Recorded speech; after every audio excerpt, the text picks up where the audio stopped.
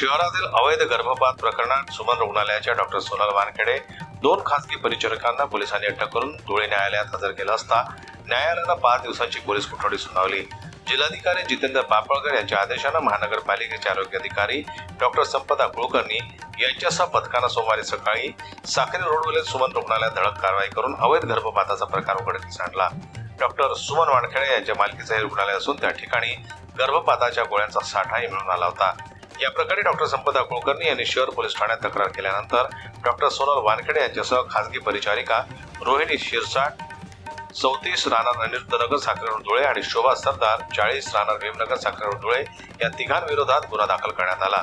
या तिघांना पोलिसांनी अटक करून मंगळवारी सकाळी न्यायालयात हजर करण्यात आल्यावर न्यायमूर्ती जयश्री पुनावाला यांनी तिघांना 5 दिवसांची पोलीस कोठडी सुनावली।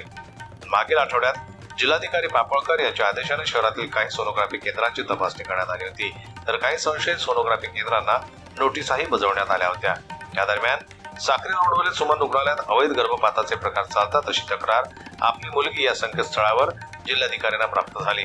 त्यानुसार पापळकर यांनी महानगरपालिकेच्या आरोग्य विभागाला सुमन रुग्णालयावर कारवाईच्या सूचना केल्या। त्यानुसार महापालिकेचे आरोग्य अधिकारी डॉक्टर संपदा कुलकर्णी, अन्न व औषध प्रशासन विभागाच्या सहाय्यक आयुक्त वर्षा महाजन, धुळे शहर नायब तहसीलदार अविनाश सोनकांबळे, पोलीस अधिकारी वसंत गोंधळी, पोलीस कर्मचारी मोनाली पगारे आणि कायदेशीर सल्लागार ॲडव्होकेट मीरा माळी यांचं पथक स्थापन करण्यात आलं होतं।